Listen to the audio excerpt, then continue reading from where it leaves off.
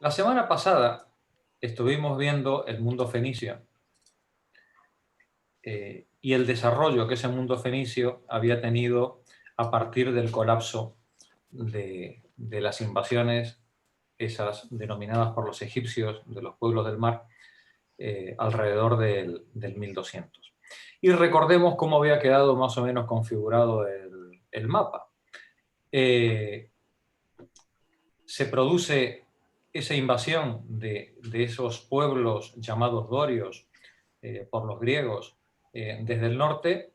De forma paralela, otros pueblos denominados tracios entran por el Helesponto en dirección a Anatolia, y no se sabe qué clase de rejuntado de hordas y familias de toda calaña y condición terminan embarcados por el Mediterráneo, asolando todas las poblaciones que encuentran a su lado, que los egipcios van a recoger bajo el nombre de los pueblos del mar, ¿no? A nosotros nos van a llegar como estos pueblos del mar.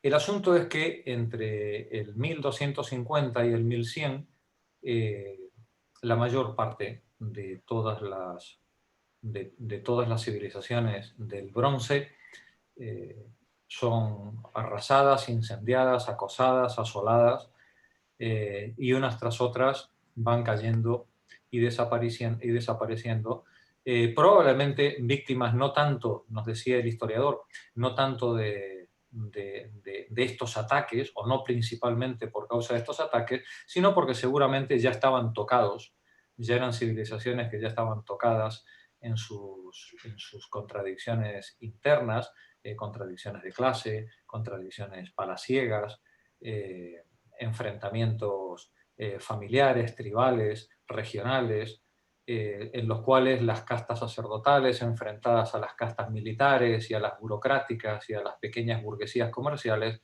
se están haciendo la guerra unos a otros de forma permanente, debilitándose, y cuando estas bandas de asaltantes, de piratas y sinvergüenzas de toda calaña pues llegan por allí, pues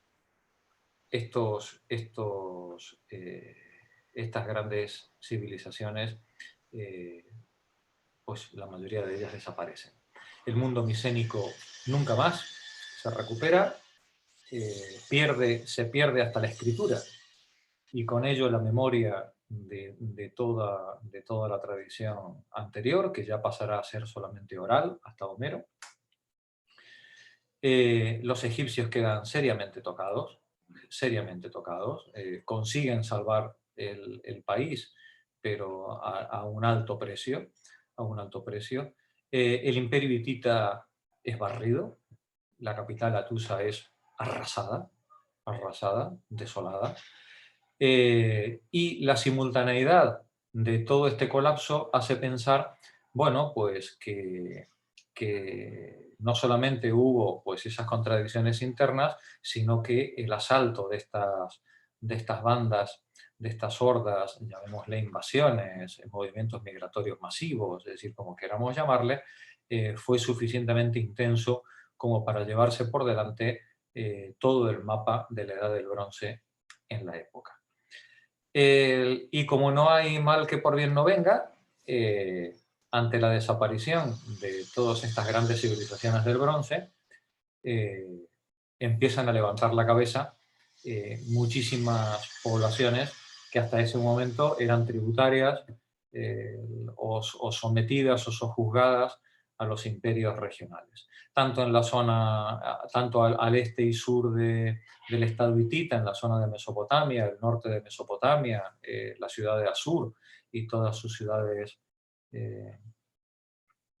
aledañas, van a ir desarrollando poco a poco una integración en lo que luego conoceremos y hoy vamos a tratar como el Imperio Asirio.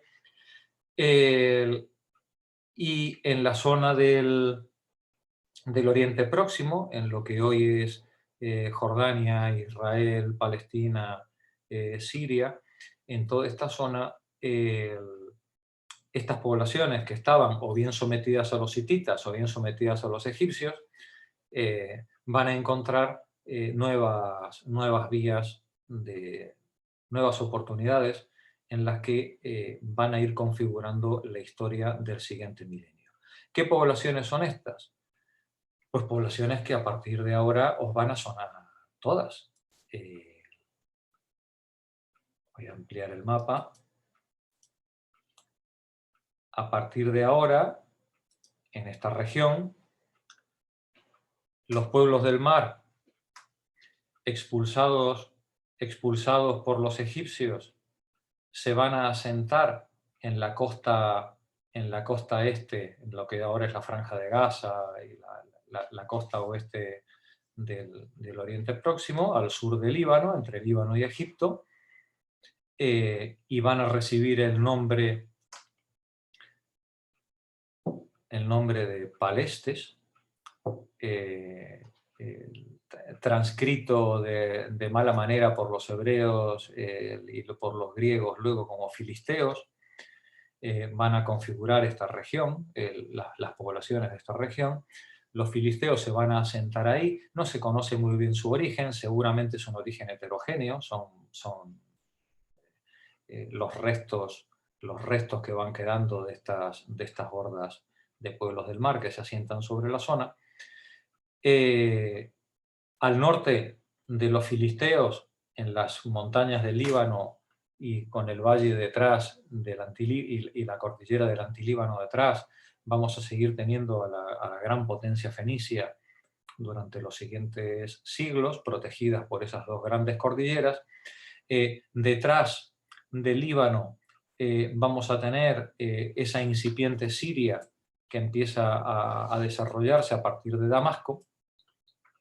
Y al otro lado del Jordán, recordemos el Jordán que nace en el valle que separa el Líbano del Antilíbano hacia el sur, al otro lado del Jordán, las tribus semitas hebreas dispersas van a ir siguiendo, según el mandato bíblico, van a ir siguiendo su destino, que es el ir hacia la tierra prometida, tal como le habían dicho a Abraham en la ciudad de Ur, recordemos, e intentarán cruzar el Jordán. Y cuando intenten cruzar el Jordán, se van a encontrar con los pérfidos filisteos, que les están esperando del otro lado. Entonces, claro, cuando de chicos hemos estado estudiando, vamos, esos intentos de catequesis que uno hacía para conseguir los regalos que te prometían en la fiesta, ¿no? Y luego pues al final, pues aquello era infumable, ¿no? Pero bueno, pero algo queda, ¿no? Uno siempre decía, oye, ¿por qué tanta bronca con los filisteos? Claro, es que los filisteos estaban al otro lado del Jordán. Y los filisteos pasaron a la historia como esos terribles, asquerosos enemigos del mundo hebreo, que luego en la transliteración griega y romana pues hemos conocido como Palestina. ¿De dónde? De aquellos polvos, estos lodos, uno puede empezar a atar cabos y preguntarse pues de dónde vienen ciertos odios, ¿no? Bueno, pues ya veis que por lo menos este tiene historia. Y este se puede fechar pues allá por entre el 1200, entre el 1300 y el 900, cuando estas tribus hebreas, que todavía no son Israel, todavía no existen como tal, estas tribus desorganizadas van intentando el cruce del Jordán hacia la costa y se encuentran pues con estas poblaciones filisteas. No obstante, estas poblaciones hebreas se van a asimilar perfectamente a la zona. Entre otras cosas porque la zona, recordemos, de la semana pasada, es cananea.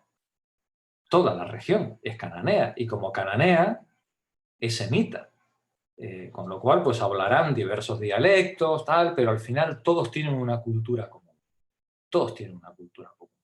Y esa cultura común es semita y mesopotámica. Es que hasta Abraham es mesopotámico. Recordemos que Abraham hace los bártulos en el 1900 en la ciudad de Ur,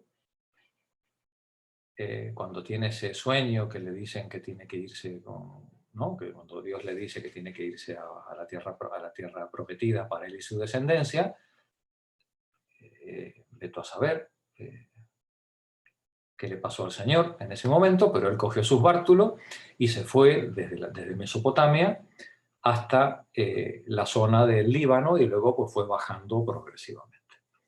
Recordemos que en la misma fecha estos pueblos semitas hicieron una especie de intento de asalto o de ocupación del norte de Egipto, del delta, que los egipcios recibieron bajo el nombre de los Hicsos, que ya lo vimos también en las semanas anteriores. Cuando los egipcios expulsan a los Hicsos, que en egipcio Ixo simplemente quiere decir extranjero, no es más, no tiene otro nombre, igual que Palestes o filisteo en hebreo quiere decir invasor. Fijaos que eso, qué curioso, ¿no? Los hebreos, que son los invasores, llaman invasores a los, a los que estaban ahí.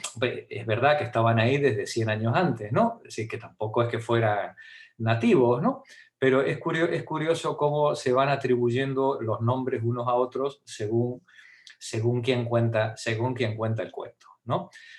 Unos a otros se van llamando invasores, extranjeros, tal, ¿no? Bien, cuando los egipcios expulsan a los Hicsos se van hacia la zona de Canaán, los Hicsos, los extranjeros semitas, se van hacia la zona de Canaán, pero no todos, y muchos se quedan en Egipto, que probablemente se quedan en Egipto, además, trabajando en régimen de servidumbre para pagar las penas de sus padres por haber intentado la ocupación de Egipto. De ahí, probablemente también, la memoria posterior de estos semitas, como por ejemplo en la historia de Moisés, de recordar la esclavitud, en Egipto y la salida de Egipto hacia la tierra prometida, en ese largo camino por el desierto, en el que finalmente conseguirán o tienen la promesa de conseguir eh, lo que llevan en mente, que es la unificación de todas esas tribus en lo que luego va a ser Israel. Pero la palabra Israel todavía no se ha inventado, todavía falta tiempo, seguimos todavía en la forma tribal. Tenemos entonces a los hebreos intentando cruzar el Jordán, tenemos a los filisteos afincados en la costa mediterránea, tenemos a los fenicios al norte, y tenemos una gran zona de integración semita, cananea, de base mesopotámica, dioses, con dioses mezclados. Lo vimos la semana pasada, los dioses fenicios son una mezcla de dioses mesopotámicos y semitas, donde tenemos la misma Inanna, está presente en el panteón fenicio bajo otros nombres, son los dioses Baal, que los recordaréis quienes hicisteis la catequesis a través de la Biblia. Es una enorme zona en la que las religiones previas, mesopotámicas, hurritas, hititas, están todas mezcladas en sus creencias y en sus mitos en una vasta región. Y las diferentes tribus pues tienen sus dioses propios a los que rinden culto, pero, como también se ve en la Biblia, respetan los dioses locales porque al fin y al cabo, pues esos dioses locales, aunque sean de otros, eh, si les han dado de comer a los otros, pues algo bueno tendrán y también hay que respetarles. ¿Quiénes son los que introducen un elemento extraño en todo esto? Algunas de las tribus hebreas, con un monoteísmo que es extraño dentro de los cultos politeístas de la región. Eh, pero fijaos que inclusive a lo largo de la historia del hebraísmo, ya lo veremos en la semana siguiente, cuando entremos en el mundo hebreo, vamos a ver que inclusive a lo largo de la historia del hebraísmo, el tema del monoteísmo no es monolítico. El mundo hebreo también sufre las tentaciones de asimilarse a las culturas cananeas de la región y por tanto pues a su politeísmo y poder comerciar, trabajar y vivir tranquilamente. Tal. Y luego pues bueno, están los grupúsculos más fanatizados, más radicalizados, que exigen la obediencia ciega a un Dios único y exterminador de todos los demás. Sea como sea, ese camino hacia el monoteísmo es un camino que va a llevar siglos y que se puede fechar probablemente el inicio de este camino pues allá por el 1200, 1300 y no terminará de configurarse pues seguramente hasta el 600, hasta la vuelta de los judíos de Mesopotamia, cuando los persas ya les den la libertad y les permitan volver a la Mesopotamia. Mientras tanto, ¿qué ha pasado con toda esta región? Bueno, que esta región, entre el 1200 y el 800 y el 700, más o menos, hasta que Asiria, mientras Asiria va expandiéndose, toda esta región va desarrollando pequeños reinos y pequeñas alianzas locales. Y vamos a tener la gran potencia fenicia, que va a seguir funcionando, pues como lo venía haciendo antes. Los filisteos van a seguir funcionando bajo el régimen de ciudad-estado, como lo estaban haciendo antes. Estas tribus hebreas irán haciendo alianzas unas con otras en la construcción finalmente de la gran unidad eh, del mundo hebreo bajo el epígrafe de Israel o hijos de Israel, que es lo que finalmente va a configurar a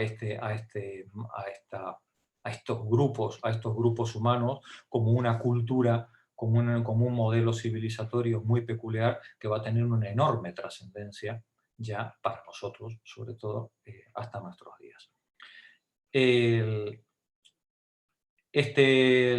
Ahí tendremos a los grandes reyes, David, Salomón, alrededor del 900, estamos hablando de Salomón, y sus sucesores.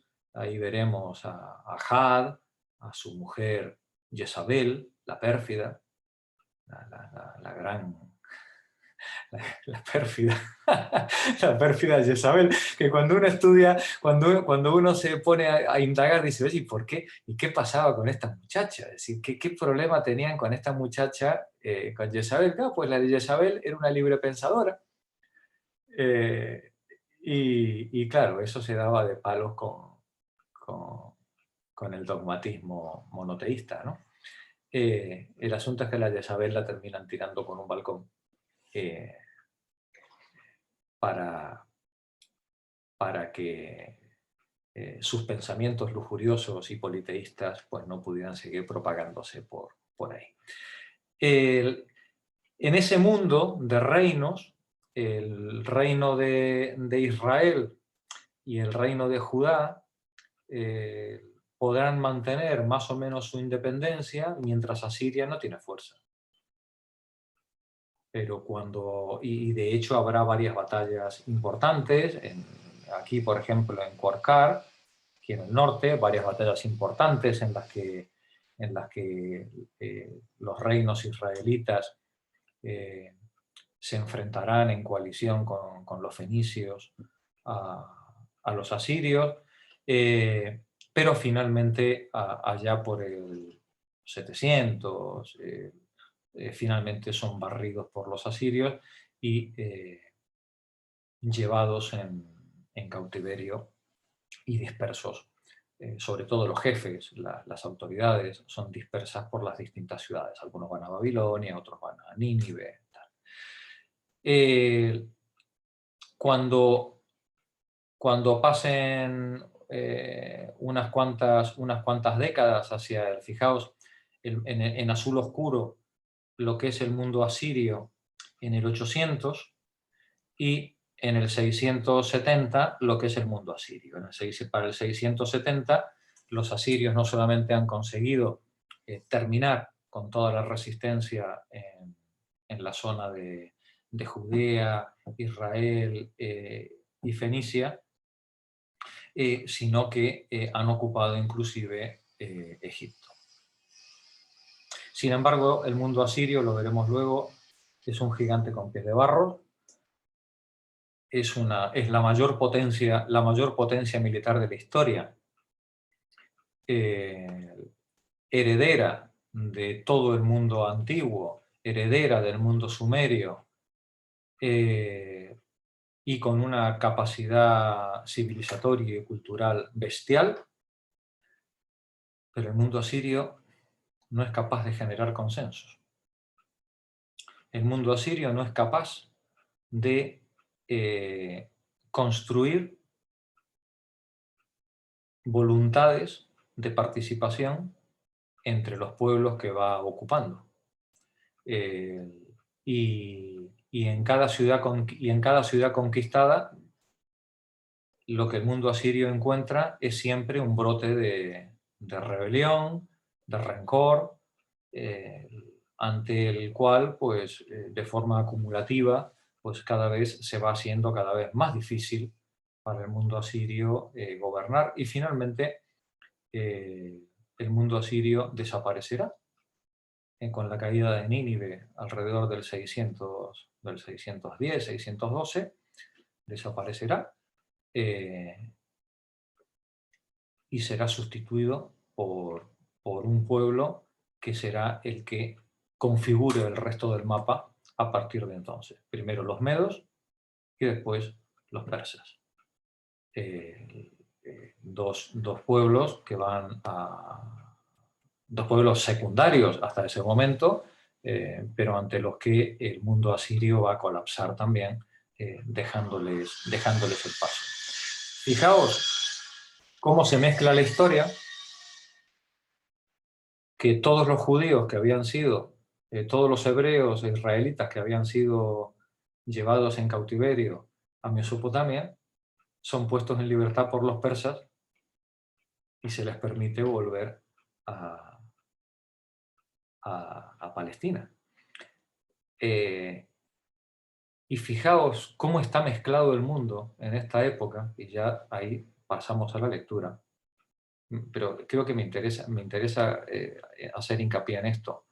Cómo está mezclado el mundo, que estos judíos que vuelven llamémosle hebreos, de Judea, israelitas, da igual el nombre que le queramos aplicar, estos pueblos que vuelven a Palestina, vuelven con la leyenda del diluvio, que es Sumeria, ¿no? Con la leyenda de Lilith, que es Sumeria, con la leyenda del Mesías, que es mesopotámica. Recordemos el Zoroastro, ¿no? Y con toda esa mezcolanza, entre ellas los dioses fenicios, el Baal, la mitología egipcia, la virginidad de María, Moisés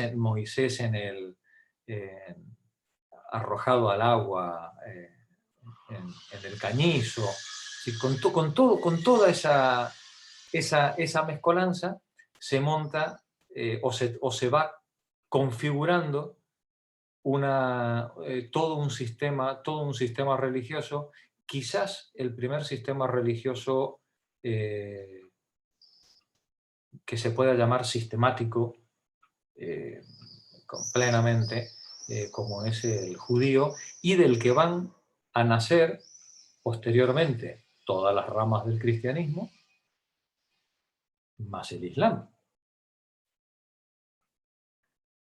Así que fijaos si tiene trascendencia la enorme mezcolanza cultural, religiosa, política y económica que tiene lugar en Oriente Próximo en estos 300 o 400 años que empezamos a ver la semana pasada, empezando por Fenicia y que ahora veremos con Asiria. Es ahora cuando se configura o cuando se le empieza a dar forma a toda la cosmovisión religiosa y mitológica que hemos recibido como cultura occidental.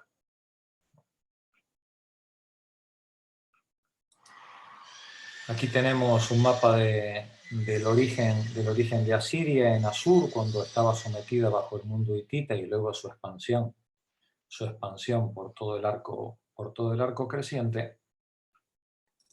Aquí tenéis la pinta que podía tener un asirio de la época. Son personajes orientales, evidentemente, nada que ver con lo que luego hemos conocido como... Y aquí tenemos un mapa muy interesante que son las distintas deportaciones de pueblos hebreos, de Judea o de Israel, las distintas deportaciones que se fueron haciendo a lo largo de los distintos siglos. Ya vemos en el siglo IX,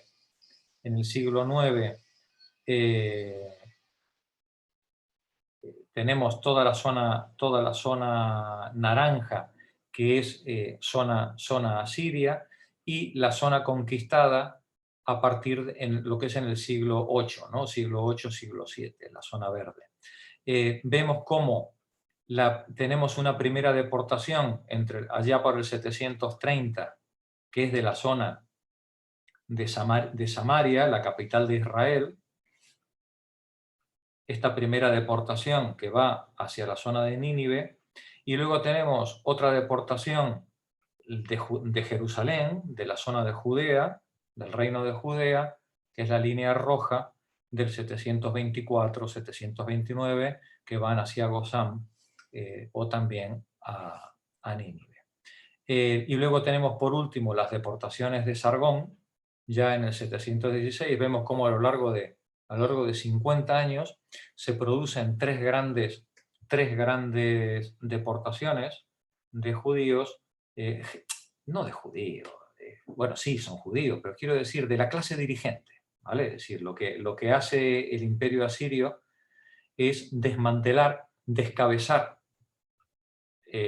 la capacidad de organización de estos pueblos, deportando a la clase dirigente y desarbolando pues, su capacidad política para autoorganizarse. Lógicamente, todos los hebreos, israelitas y judíos de clases inferiores, que son los que tienen que trabajar el campo para pagar tributo, esos lógicamente eso se queda, ¿no?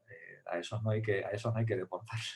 Esos son los que pagan la factura, ¿no? Eso se queda. A los que deportamos es a toda la clase dirigente, sacerdotal, que es la que le puede generar, creen los asirios, problemas políticos.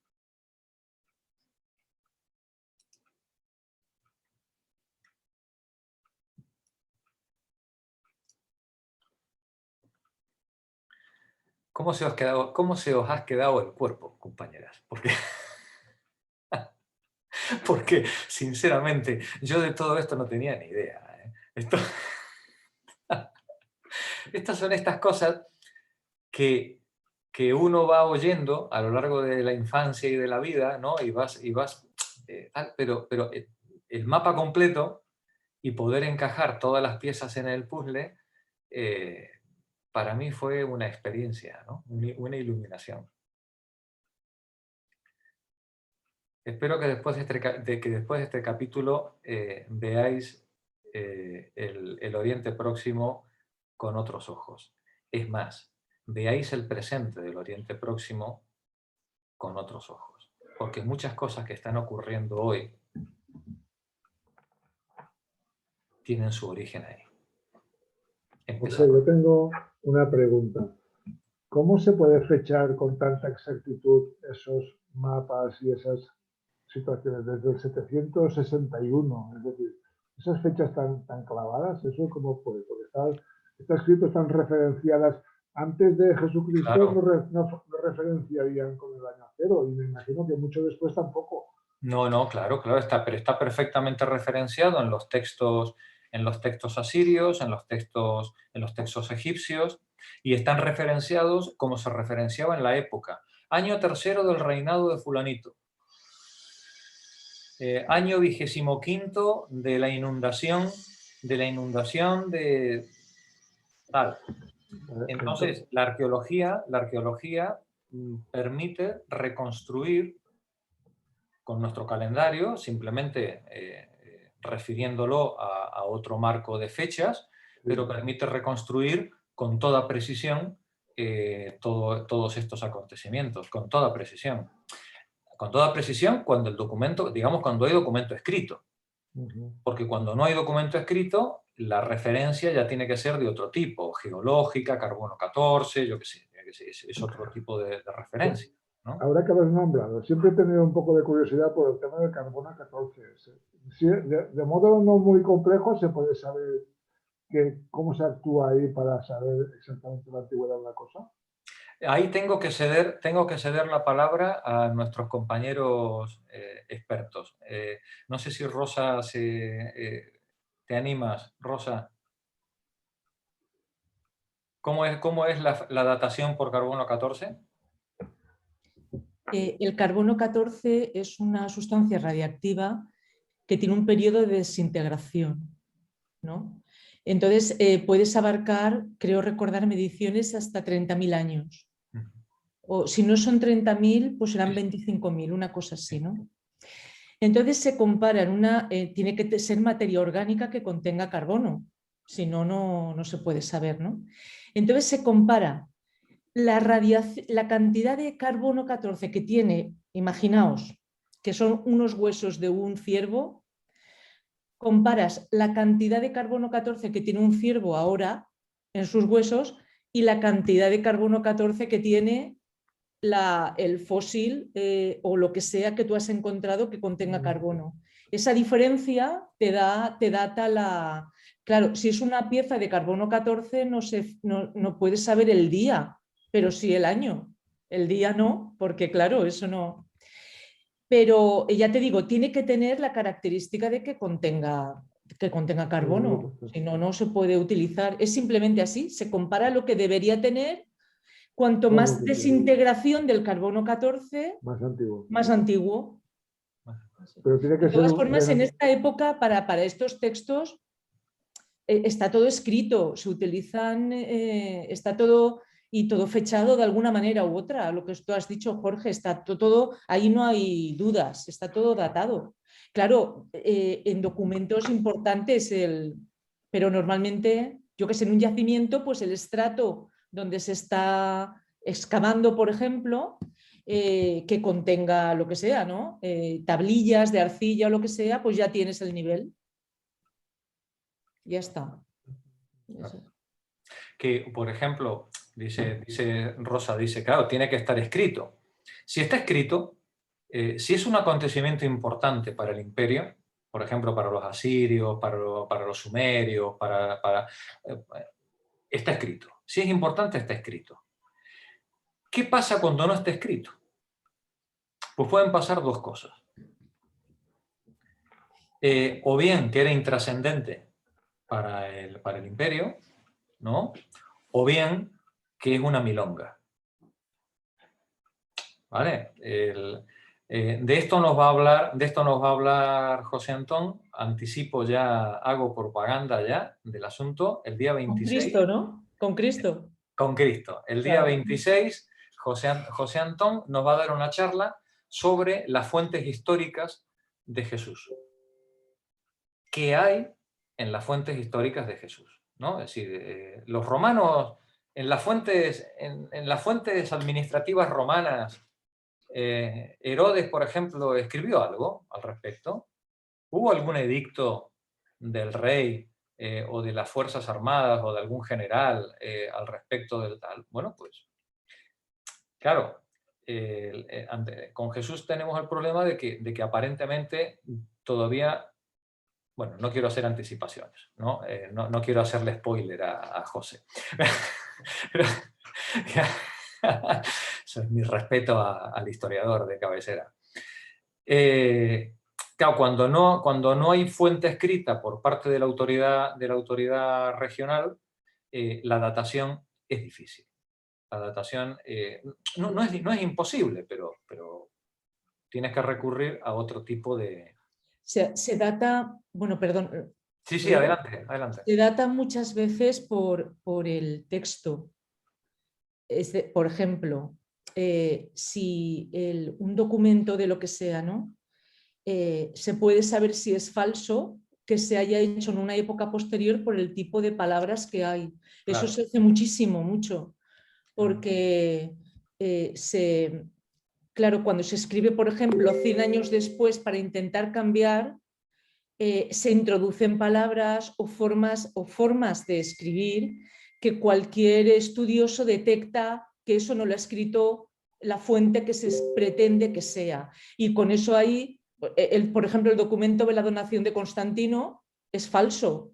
Claro. Se hizo mucho después para decir que Constantino dejaba la Iglesia Católica, heredaba el Imperio Romano, ¿no? Claro. Sí, efectivamente, la lingüística ha avanzado también a una velocidad tremenda en este último siglo, ¿no?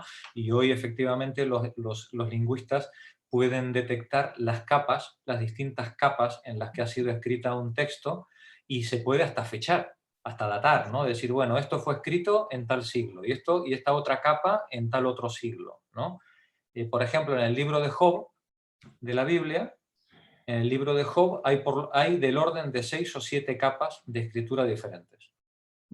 Es un texto que ha sido reescrito, ¿no? en diversas ocasiones, porque no se adaptaba a los valores morales de los sucesivos escribientes, ¿no? Entonces cada uno pues va tachando o incorporando la versión que es más, como diríamos, más moralina, ¿no? para su época, ¿no? Pero claro, es un lingüista, nosotros no, porque no tenemos ni idea, claro. pero un lingüista lo puede colocar perfectamente siglo por siglo, ¿no? Así que ya ves, Juan, cómo se fechan las cosas. Sí, yo encontré una lápida funeraria romana cuando yo estudiaba en bachiller latín, y justamente trabajando con mi padre la sacamos del fondo del lecho del río a trozos, con 3 trozos, y claro, estaba escrita en latín, y eran las traducciones que yo hacía en clase, y nada, la llevé a clase, la estudió un erudito y la fechó en el siglo I. La tengo yo en casa. Sí, muy buena. Sí. ¡Qué grande! Sí. Muy bien. Muy bien, está catalogada, vamos. Sí, qué bueno, qué bueno. Bueno, pues ya veis, afortunadamente a partir del 1200 volvemos otra vez, pese a los pueblos del mar, volvemos a tener historia escrita, y esa historia escrita permite ir colocando los acontecimientos con mucha precisión. Lo que ocurre es que cuando nos enfrentamos a la Biblia, con la Biblia tenemos muchos problemas. Ya lo veremos la semana que viene. La Biblia presenta muchos problemas. Primero porque el pueblo hebreo era un pueblo iletrado. La lengua hebrea probablemente no se constituye como tal, probablemente hasta el 1200. ¿Vale? La lengua hebrea escrita ni os cuento. ¿Vale? Sí, con lo cual, la transmisión de toda la historia y toda la mitología de este pueblo es una transmisión principalmente oral, que se pone por escrito de forma tardía. Y cuando se pone por escrito de forma tardía, pues se pone por escrito pues, con todos estos problemas que estamos comentando. No son los participantes los que narran, sino dicen que dijeron, que me contaron, ¿no? Hacia atrás. Quizás el único autor al que se le pudiera atribuir algo, a lo mejor es Salomón, con el Cantar de los Cantares y algunos de estos textos, ¿no? Quizás al único que se le podría atribuir alguna autoría de ese tipo, pero son textos difíciles. Y entonces son textos difíciles para determinar, porque aunque estén escritos, no son en sí mismos fuente histórica. Es como si quisiéramos hacer del Gilgamesh una fuente histórica. El hecho de que esté escrito y que seguramente refiera a cuestiones que han ocurrido, no le da la jerarquía de histórico porque ni fue escrito con esa voluntad ni con el rigor que debía serlo. ¿Que hubo un diluvio? Pues ya vimos que probablemente lo hubo en el 2900, ¿no? ¿Que Gilgamesh con Enkidu se fue a cazar al león? Hombre, probablemente no, ¿vale? Sí. ¿Sí? Bien, pues con la Biblia pasa lo mismo, ¿no? Es decir, ¿el rey David existió? Sí. ¿Salomón existió? Por supuesto. Es decir, ¿Moisés existió? Si no existió, existió alguien que ocupó o digamos que tuvo muchas de las prerrogativas que se le atribuyeron al personaje Moisés. ¿Abraham existió? Vaya uno a saber. Probablemente sí, pero los hechos que se narran son muy difíciles de comprobar si no existe una fuente independiente que permita comprobarlos. Por ejemplo, sí, el rey David entró en guerra con el rey de no sé dónde y asoló sus territorios. Bueno, vamos a ver en las fuentes hititas o en las fuentes asirias, a ver si hay alguna referencia al respecto. ¿La hay? Bueno, pues entonces ya podemos ir acotando los elementos históricos de los elementos fantasiosos que pueda haber o propagandísticos que pueda haber en el texto. Por ejemplo, ¿sabemos si la figura de Israel es una figura histórica? Pues casualmente sí, porque hay una estela, que es la estela de Amarna, en el que el faraón se jacta de haber destruido hasta la simiente del pueblo de Israel, ¿vale? Y no haber dejado israelita vivo. Bueno, pues ya veis que eso quiere decir que israelitas había, ¿vale? Y quiere decir que tampoco debemos fiarnos mucho de lo que dicen los documentos escritos, porque ni acabó con la simiente, ni acabó con la...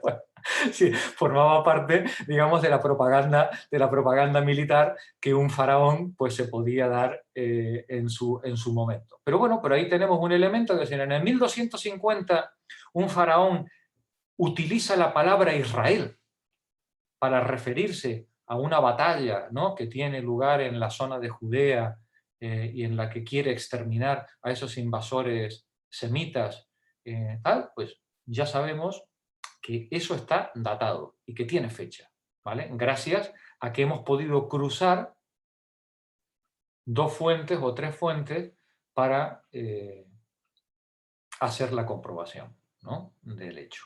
Hay otros, pues que no. Que Sansón, que a Sansón le cortó no sé qué Dalila, y tal, pues yo qué sé. Pues eso ya es otra historia, ¿no? Hay partes, digamos, de la narración que pueden ser comprobables y por tanto entran dentro de la historia, y otras partes de la narración que se quedan dentro del mito. Bueno, vamos entonces a la página 149. Elvira, tú misma, el nacimiento del Imperio Asirio. Nacimiento del Imperio Asirio, el reino asirio. La primera consecuencia del orden recobrado fue el nacimiento de pequeños reinos que por un lado garantizaban la estabilidad local, pero que por otro se sostenían gracias a la explotación de los campesinos. Estos reinos fueron absorbidos por un gran estado, cambio que favoreció a los elementos de población que vivían de la industria y del comercio, pero que tropezó con una tenaz oposición de los reyes locales. El pueblo que transformó la economía, el desarrollo y la unificación cultural fue el asirio. Gracias, Elvi. Continúa la lectura, Xavier. Para tratar de entender por qué precisamente este reino se impuso a todos los demás, debemos considerar tanto las raíces más antiguas de Asiria como su posición geográfica. Asiria, la región que rodeaba la bien fortificada ciudad de Assur, en el Tigris Medio, se había civilizado en el tercer milenio antes de Cristo, a impulsos de la ascensión mesopotámica. En el segundo milenio consiguió resistir la presión ejercida por los hurritas, aunque durante cierto tiempo quedó sometida a Mitanni. A finales de la Edad de Bronce, Asiria se había extendido hacia occidente por la región del Éufrates Medio, en especial en tiempos del rey Tukulti-Ninurta I, 1242-1206 a.C., el cual consiguió incluso conquistar durante cierto tiempo Babilonia.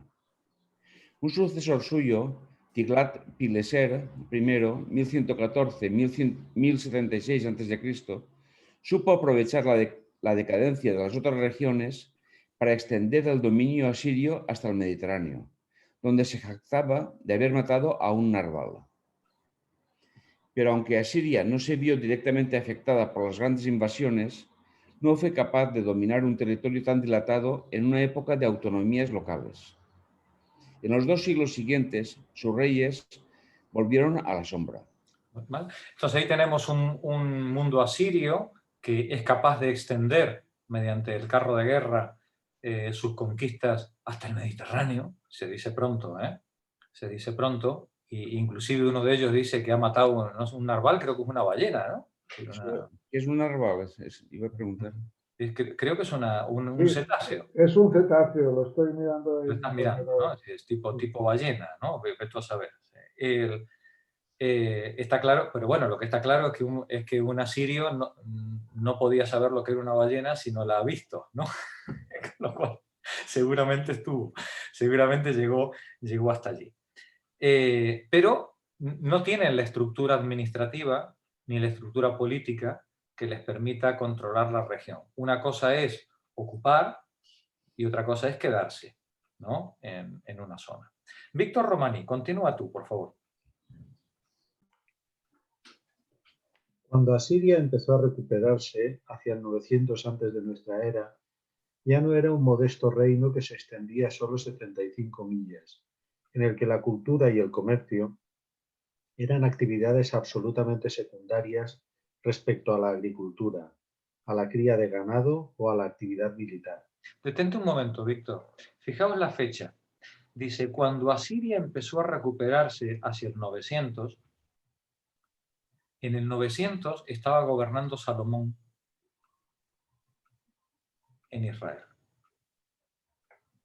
Es decir, la ausencia de un poder político creciente por parte de Asiria y tener un Egipto menguante al sur, le permitía pues, a Israel, a Judea, a los fenicios, bueno, pues mantener una cierta autonomía en sus pequeños reinos sin tener que estar permanentemente enfrentándose a todas estas crecientes potencias, como es el caso de los asirios.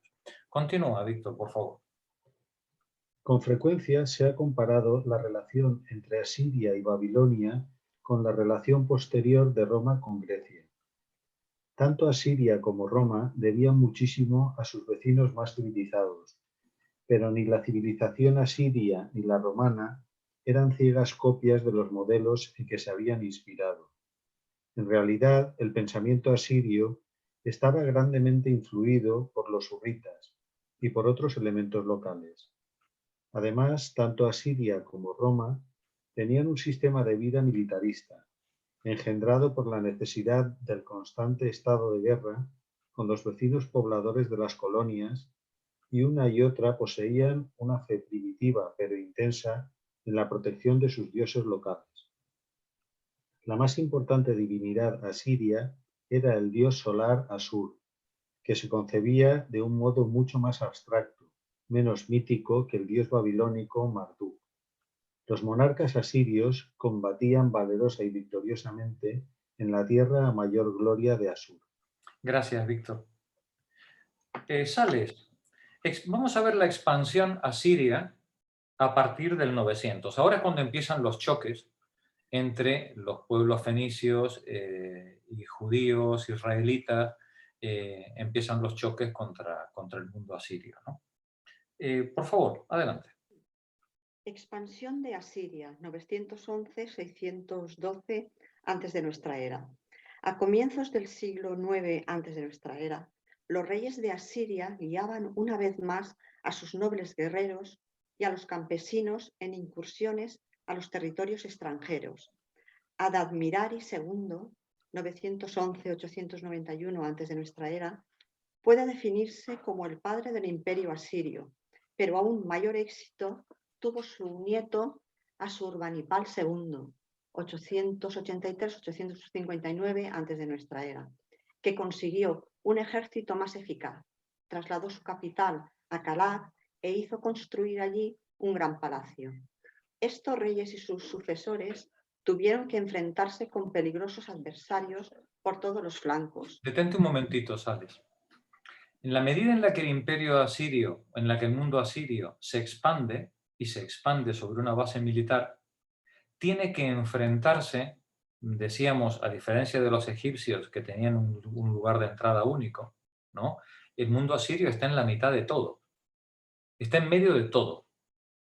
Y cuando el imperio asirio cuando el mundo asirio decide expandirse, se expande al precio de multiplicar geométricamente el perímetro de flancos en peligro a los que tiene que proteger y a los que tiene que enfrentarse, ¿vale? Adelante, Sales.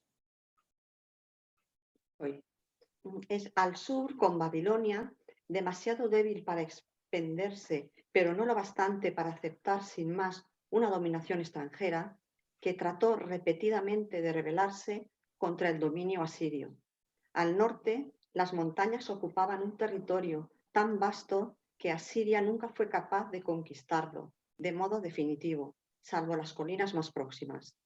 Ante la presión asiria se formó en Armenia un estado llamado Urartu, formado por gente hurrita, que frenó la expansión de Asiria en aquella dirección. Gracias, Sales. Continúa la lectura, Rosa.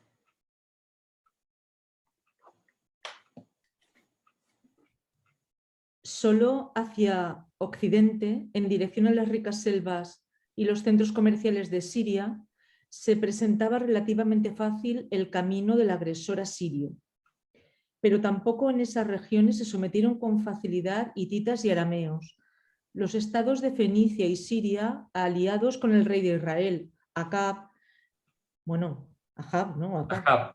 Sí, el de la ballena. De la ballena. Rechazaron a los asirios en la gran batalla de Karkar o Cuarcuar. Durante todo el siglo IV a.C., las guerras asirias... Siglo IX. Perdón, uy, madre mía. Antes de Cristo, las guerras asirias, aunque recordadas con grandilocuencia en los documentos reales, no fueron en realidad más que incursiones que no podían proporcionar una conquista duradera. Es decir, los asirios intentan expandirse hacia Occidente, pero claro, se encuentran con los estados de Israel, que son aliados de Fenicia, y que, claro, que hacen una fuerte oposición a los asirios. Los asirios van a tener que cambiar mucho su técnica militar para poder arrollar a estos reinos, ¿no? Por pequeños que sean. Juan, por favor, continúa tú. Tras un breve periodo de calma, a comienzos del periodo sucesivo, uno de los mayores jefes militares asirios, Tiglat-Pileser III, se apoderó del trono y peleó despiadadamente para destrozar la resistencia de sus enemigos. Fue coronado rey en Babilonia. El estado de Urartu perdió el predominio sobre Siria septentrional. Los ejércitos asirios conquistaron Damasco y avanzaron hacia el Mediterráneo. Otros territorios fueron conquistados por sus sucesores. Sargón II, un usurpador que había adoptado el nombre del antiguo y famoso rey de Akkad, derrotó a los caldeos, una dinastía aramea de Babilonia. En Occidente, obligó al exilio a los jefes del reino septentrional de los hebreos, Israel, y las crónicas reales narraban con jactancia que 7 reyes griegos de Chipre habían tenido que jurar fidelidad y pagar tributo. Vemos la expansión bajo ese nuevo aparato militar que está desarrollando Asiria. Continúa la lectura, Pepa. Cada nuevo rey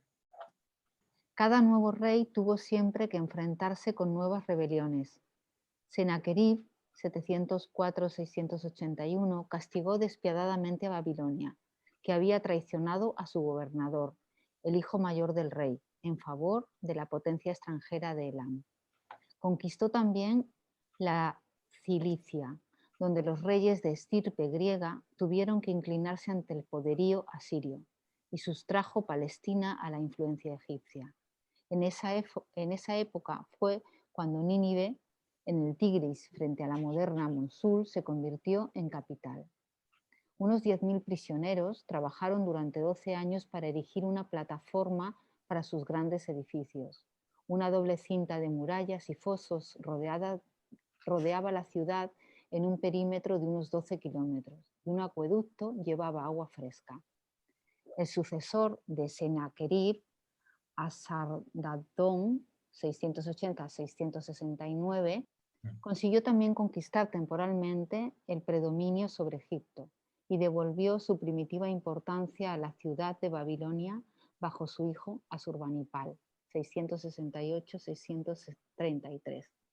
El imperio asirio había alcanzado sus límites máximos y era el estado más dilatado que nunca se había visto en el mundo. Cuando llegamos a Asurbanipal, en el 668, el imperio asirio no solamente es la potencia más grande que se ha visto en el mundo, sino probablemente la acumulación de cultura y de civilización más imponente que se había visto en toda la historia. El imperio asirio. María Ángeles, ¿te apetece leer? No es obligatorio, María Ángeles, esto es voluntario. De acuerdo. Sí, muy bien. Sí, leo de la pantalla, que se me ha cerrado el... Muy bien, subo aquí. Adelante. Gracias. El imperio asirio. El imperio asirio fue el primer imperio de la historia, en el sentido de que fue el primero que tuvo una administración imperial. Pero no hay que creer que fuera un sistema organizado sobre sólidas bases y duradero. En realidad, duró desde la época de Tiglat-Pileser II hasta la caída de Nínive en el 612 a.C. El dominio asirio estuvo sometido a peligrosas tensiones internas y amenazas externas. El imperio estaba formado fundamentalmente por el reino asirio y por numerosos territorios sometidos, cuyo vasallaje se demostraba principalmente en la obligación de pagar tributos para eludir las incursiones asirias. El reino estaba formado por ciudades y campos, estos dominados por señores locales, que mantenían a los campesinos en una condición servil. Las ciudades, en cambio, tenían una constitución regulada y cierta autonomía que se manifestaba en las asambleas de ancianos. Pagaban pocos tributos y estaban exentas de las prestaciones militares. Detente un momentito. ¿Os dais cuenta de la descripción que aparte de ser una descripción feudal, la que nos está, o que luego podríamos asimilar al feudalismo, ¿no? Posteriormente, se ve el creciente poder de la burguesía comercial. Las ciudades no solamente concentran el poder político, sino que también están relativamente exentas de tributo, ¿no? A diferencia del campo, que es donde se extrae todo el plusvalor. Y además se extrae el plusvalor en una época en la que no había más riqueza material que la que pudiera producir el campo, ¿no? De donde el control de la producción agrícola era del mayor interés político. Y ahí, en esa producción agrícola, era donde se concentraba pues, todo el poder administrativo por medio pues, de toda esta jerarquía de reyesuelos y de administradores que iban garantizando el trabajo obligatorio de los siervos y la extracción del tributo. Continúa, María Ángeles, por favor. Las tropas las proporcionaban en gran medida los señores rurales, que administraban sus territorios como si fueran posesiones militares. En torno al reino se extendían los territorios sometidos, que por primera vez fueron organizados en provincias, gobernada cada una por un asirio. Aunque poderosísimos, estos gobernadores estaban estrechamente vigilados por agentes y espías de la corte, o bien por funcionarios reales. Algunas ciudades de las provincias estaban gobernadas directamente por funcionarios asirios. Las guarniciones asirias se congregaban en grandes fortalezas. Había, además, algunos reyes locales y príncipes, cuya conducta estaba controlada por residentes asirios. Fíjate qué interesante, María Ángeles. Había algunos reyes locales y príncipes controlados por residentes asirios, ¿no? Una especie de red de información para mantener la buena voluntad, digamos, del personal, ¿no? Adelante. Solo unas pocas zonas quedaban sin un control directo o indirecto. Muy bien, gracias. Continúa la lectura. Juanra, adelante. El centro de todo el sistema. Sube para arriba un poquito eso. Sí, señor. Sí, señor. Vale, ok. El centro de todo el sistema era el rey asirio, el gran rey, el rey legítimo y el rey del mundo, el rey de Asiria, el rey de las 4 partes de la tierra, el rey de reyes, príncipe sin rival que dominaba desde el mar superior al mar inferior. Ya ves que modestia no le faltaba. No le faltaba ninguna. La mayoría de los reyes fueron hombres enérgicos que pasaban en el campo de batalla el periodo de las campañas militares. Los débiles habrían tenido pocas probabilidades de mantenerse en el trono entre las ambiciones... Perdona, me cago en la mano el teléfono, tío.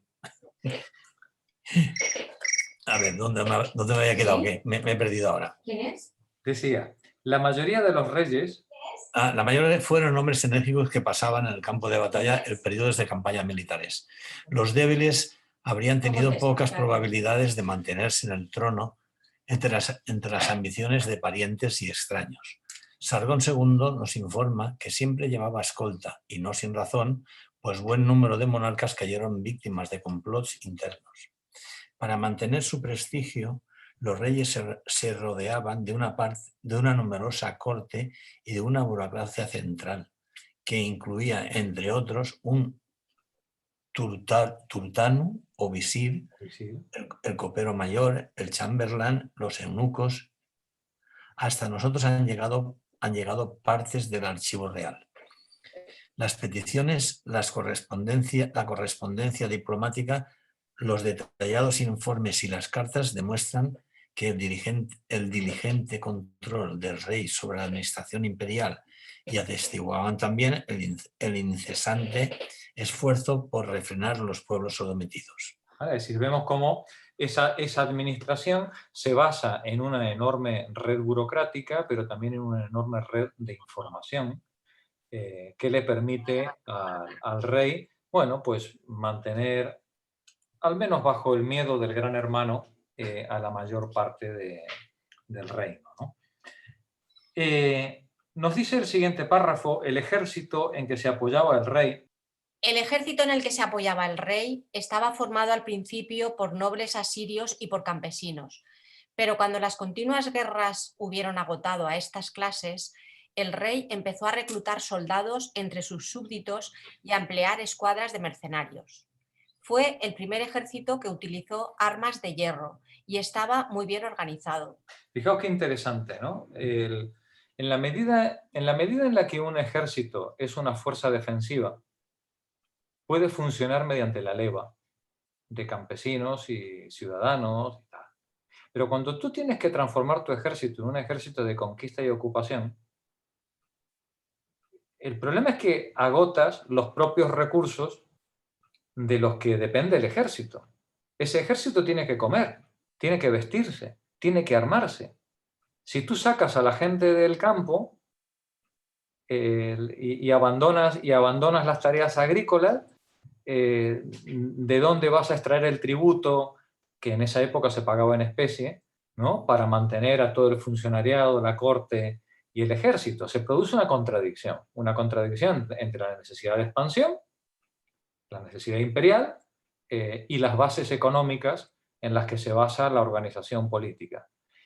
¿Cómo resolvieron los asirios el tema? Bueno, pues recurriendo de forma abundante a la profesionalización de una parte del ejército y sobre todo a los mercenarios. Que por cierto, un mercenario famoso de la época fue David. Ya hablaremos de él, ¿no? Es curioso, ¿no? Como a veces la historia va dando vueltas, ¿no? Ahí tenemos un mercenario famoso.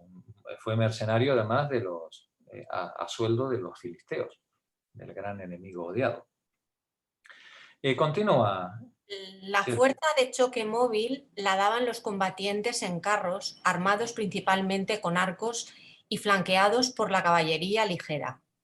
El nervio del ejército, la infantería, estaba compuesta por hombres que llevaban casco, escudo, lanza y puñal, un preanuncio de la posterior falange griega. Pero también la infantería ligera era útil en las batallas. Detente un momentito, recapitulemos porque lo vamos a ver luego en las fotos. Fue el primer ejército que utilizó armas de hierro de forma masiva. Estaba muy bien organizado. La fuerza de choque móvil la daban los combatientes en carros. Veremos luego la tipología específica del carro asirio. Era un verdadero tanque, un verdadero panzer, era el carro asirio.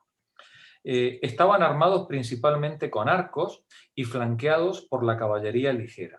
El nervio del ejército, la infantería, estaba compuesta por hombres que llevaban casco, escudo, lanza y puñal. Van a constituir el preanuncio, dice el autor, de lo que luego será la falange griega. Dice, pero también la infantería ligera era útil en las batallas. Continúa, la eficacia de un ejército suele venir dada por su habilidad para atravesar montañas, que ofrecen excelentes ocasiones para las emboscadas y exigen notables esfuerzos de aprovisionamiento, así como por la capacidad para aguantar las monótonas y largas operaciones de asedio con trincheras, arietes y torres. En ambos aspectos, el ejército asirio de la época no temía la comparación con ningún otro. Gobernadores y residentes enviaban informaciones concretas a los reyes, que a menudo podían prevenir una revuelta o truncar una insurrección en el mismo momento de nacer. El sistema de información con el que contaba el espionaje asirio era único en la época, ¿no? Es decir, antes de que se produjera, antes de que los revoltosos ni siquiera pensaran en la revuelta, el rey ya la hacía abortar, o cualquier intento. Y vamos a ver algunos ejemplos, quito la pantalla y vamos a ver algunos ejemplos de cómo era el ejército asirio. El ejército asirio, comentábamos la semana pasada, inventó o fue original en muchísimos aspectos del arte de la guerra. El ejército asirio inventó el uso de la caballería.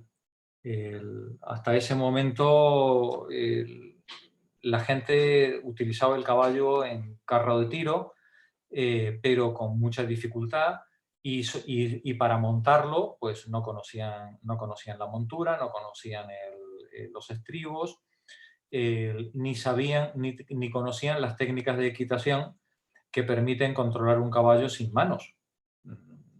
Para los que no somos capaces de mantenernos encima de un caballo ni atándonos con un arnés, ya ir sin manos, ¿no? Aquello tiene que ser verdaderamente fascinante. Pero el hecho es que cualquier buen jinete domina el caballo con las rodillas, con la presión de las rodillas y de los talones. Los asirios todavía al principio no lo habían inventado, y por eso en esta imagen, en esta recreación que tenéis, la fuerza de caballería está compuesta por 2 caballos, 2 jinetes y un arquero. El único trabajo que tiene el señor de la izquierda es llevar las riendas del arquero, para que no se pegue el golpe y que el caballo lo tire, porque para poder tirar la flecha, él tiene que soltar las riendas, y si suelta las riendas, pues el caballo va para donde le da la gana, ¿no? En esta primera etapa de la caballería, la caballería siempre está compuesta por parejas de jinetes, algo inconcebible en nuestra manera de pensar las cosas, pero en la época, para que veáis cómo evoluciona. Aquí tenemos otra, qué lástima, esta foto está pixelada. Esta es otra representación donde vemos al segundo señor llevando las riendas del caballo del arquero. Aquí tenemos un grabado donde los señores van a pie junto al caballo antes de la batalla. Aquí tenemos una representación del singular carro asirio. El carro asirio no tiene nada que ver con lo que vimos del carro hitita o del carro egipcio, que eran carros ligeros, pequeños, rápidos. El carro asirio es un tanque. Está llevado por 4 caballos. La rueda tiene un eje que está prácticamente a 90 centímetros o 1 metro de altura del suelo, con lo cual la rueda puede tener entre 1,5 metros y 1,90 m de diámetro. Es un carro enorme, gigantesco, que puede llevar a 3-4 personas encima, y que seguramente en la batalla debía operar como un ariete frente a la infantería. Cuando estos carros avanzaban lanzados contra la infantería enemiga, pues sería como los tanques, actuales, algo absolutamente imparable.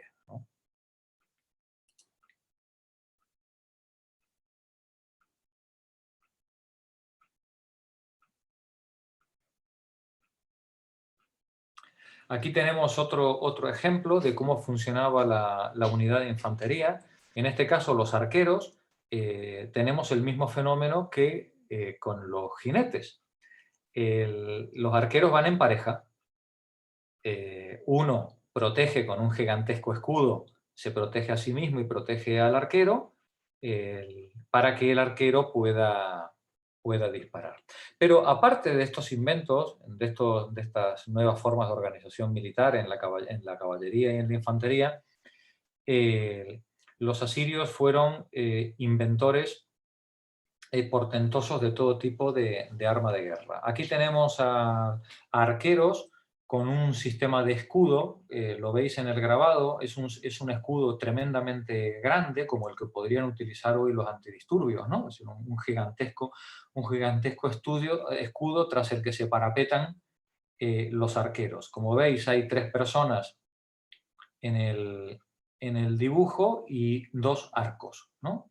2 arcos. Hay uno que se ocupa, pues, de mantener la protección tras el escudo. Esta imagen, que lamentablemente es muy grande, pero que os la voy a pasar para que podáis verla en detalle en vuestra casa. En este enorme mural está dibujado el asalto a una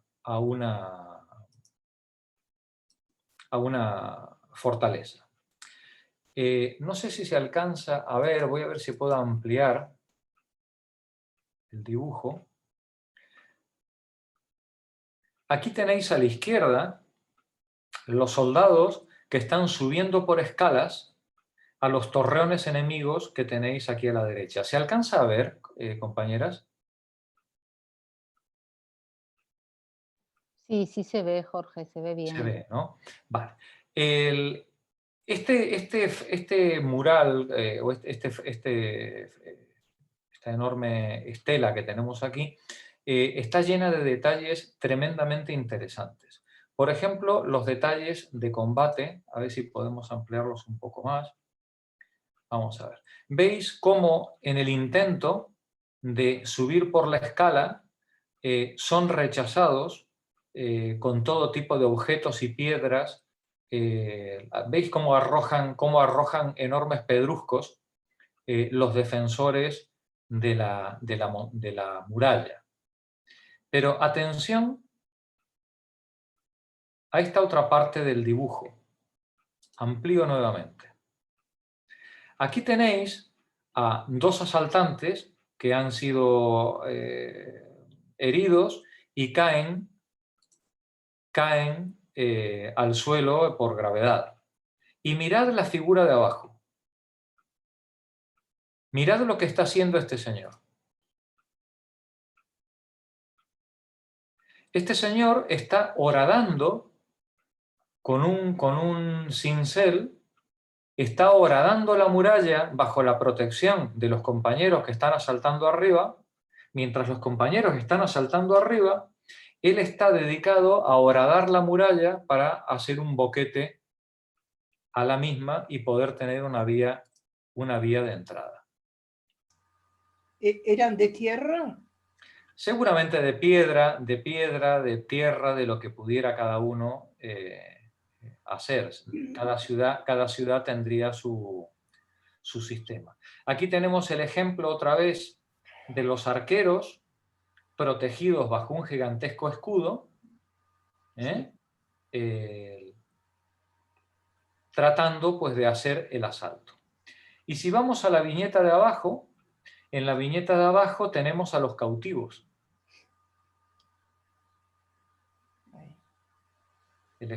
Los cautivos ya sometidos que van llevando, ¿veis aquí con las manos atadas a la espalda? ¿Los veis? Sí. Y aquí los guardias, se les distingue claramente por el gorrito puntiagudo, asirio. ¿Qué llevan en la mano? Bueno, un palo. No. Las cabezas. Las cabezas de los vencidos. ¿Dónde las cabezas? Aquí, donde tengo el cursor.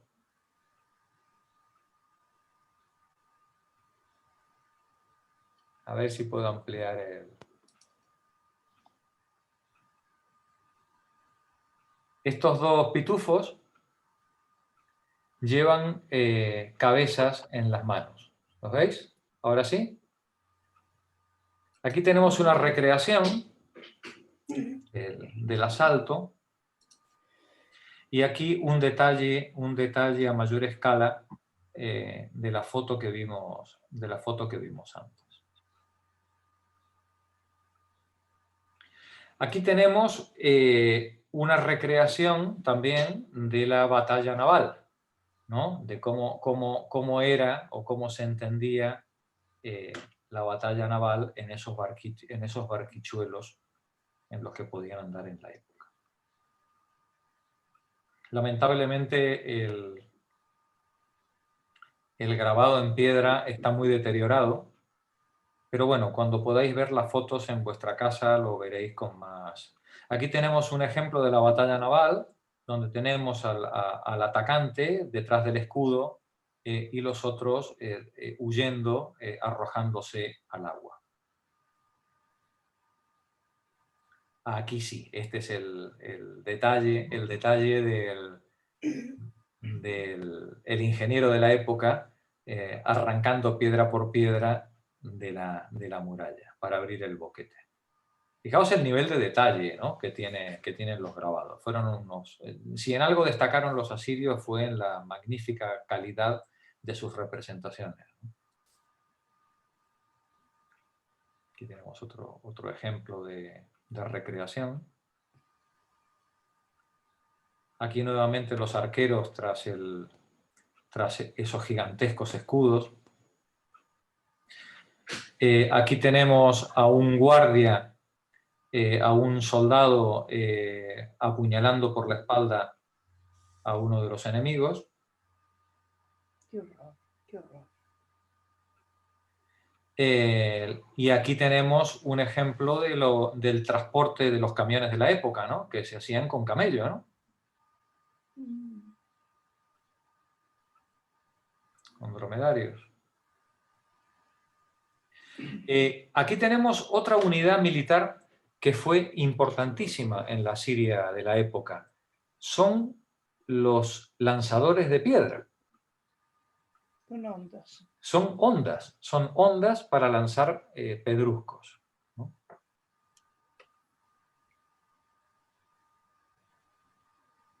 Y esta es la joya de la corona.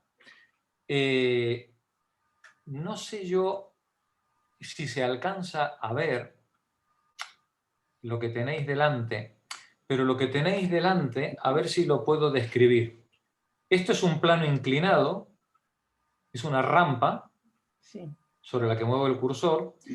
En esta rampa hay unos arqueros y lo que va delante es una gigantesca máquina de guerra que es un ariete.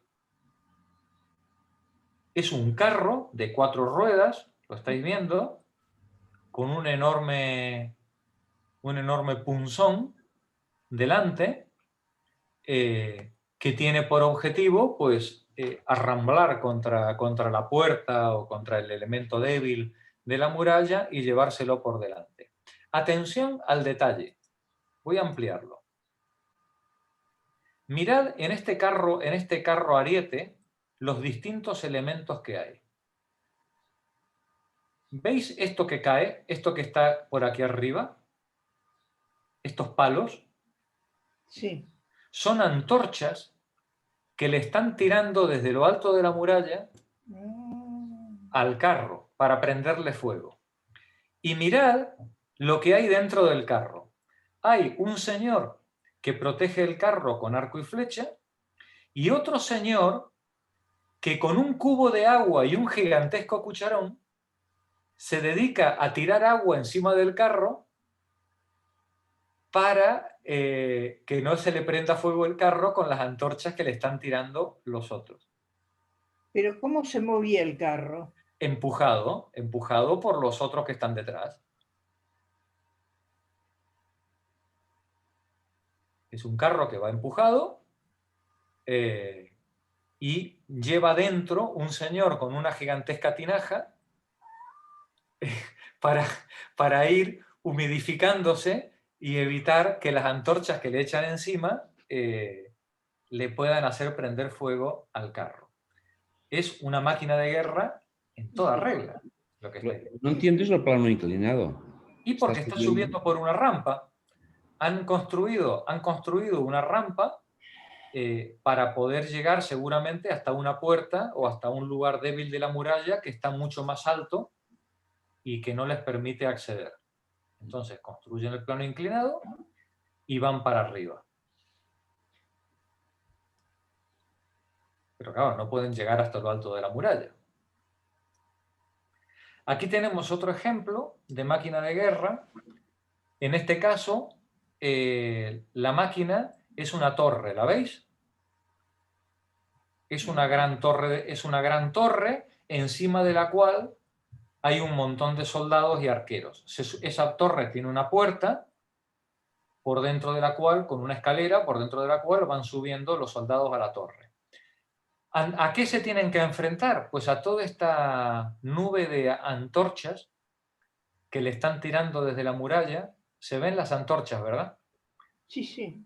Toda esa nube de antorchas que tienen que ir protegiendo.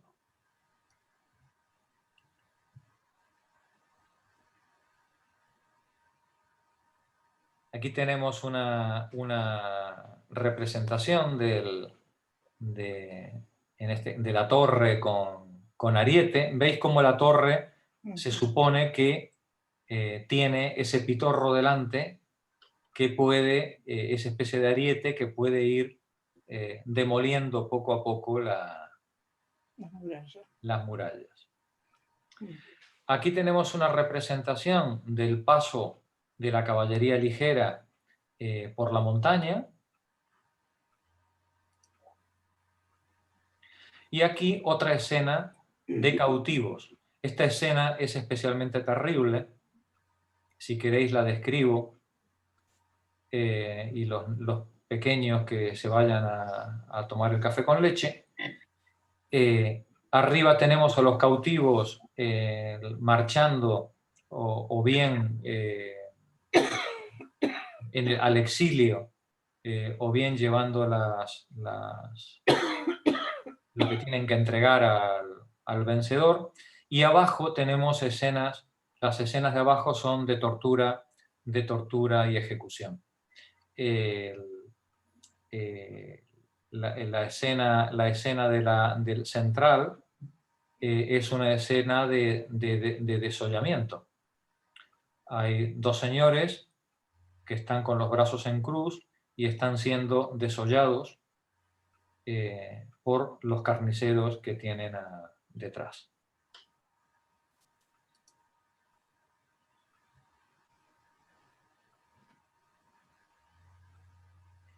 Y estos dos pequeñitos que tenemos aquí, pues no sabemos si son niños que llevan para la instrucción o son dos pequeñitos malos que están ahí formando parte del cortejo. En todo caso, estamos ante uno de los documentos más serios, ¿no? de tortura de los vencidos. Qué horrible. Sí, sí, es tremenda, las escenas son tremendas. Aquí tenemos otro caso de escena de tortura, el de arriba apaleando al señor que está acostado y los de abajo pues arrancándole los dientes.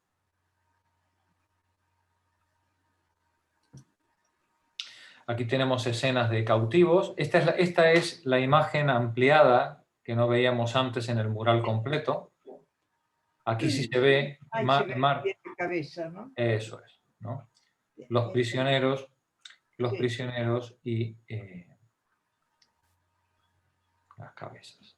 Aquí tenemos otra escena de prisioneros.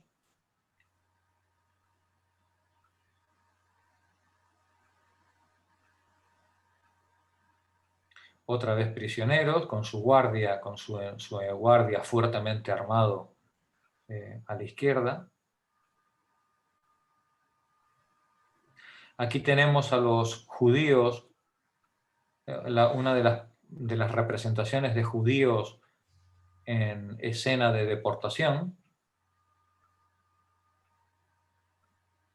Aquí están yendo, como veis, montados encima de sus pertenencias, en su carro, con sus niños, con todo, siendo deportados hacia sus lugares de cautiverio. Otra escena de deportación. En este caso es significativo lo de los peces, como si probablemente es para representar a lo mejor que están cruzando un río o en la Mesopotamia allá, ¿no?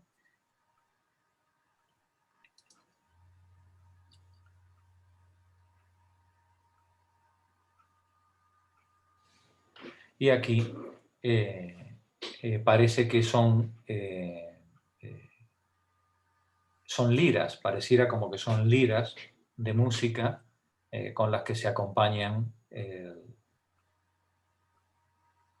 llamémosle, el trabajo.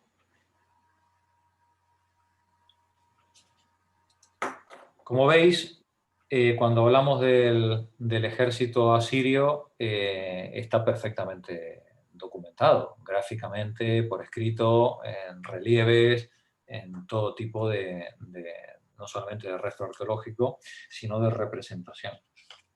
Uno de los ejércitos, si no el más importante de su época. Continúo la lectura. Estaba leyendo Rosa. Juan, el otro Juan Piqueras. Comparto otra vez pantalla, ¿no? No hace falta, tengo un libro. Ni en su época, ni en el recuerdo, estamos ahí, ¿no? Sí. Ni en su época, ni en el recuerdo que de sí nos dejó, tuvo muy buena fama nunca el imperio asirio. Los súbditos pagaban por la paz y el orden un precio demasiado alto de tributos y de vidas humanas. Un precio que atestiguan terriblemente los propios documentos asirios.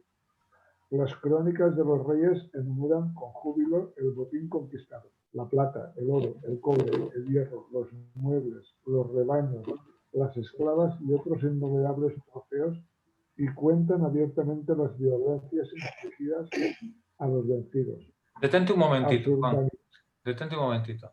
El vídeo, la conferencia que os pasé, me resultó especialmente interesante por la desmitificación que intenta hacer el historiador, ¿no?